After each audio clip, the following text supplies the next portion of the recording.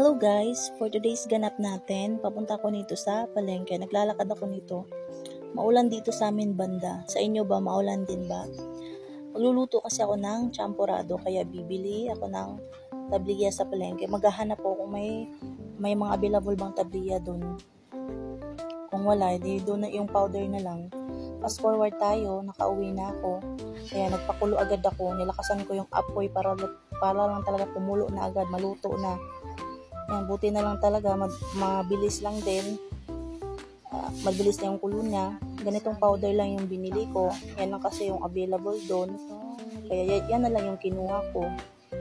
Kaysa naman wala akong maano, diba? Ayan, nilagyan ko siya ng tubig kasi kulang yung tubig na nilagay ko. Kulang yung tubig talaga. Sobrang ano lang niya. Kaya nilagyan ko na agad. Binuhos ko na lahat. Para ano na. Kasi kaunti lang naman laman yun eh. Yung anak ko, iyak na iyak. And finally, luto na. Ayan na.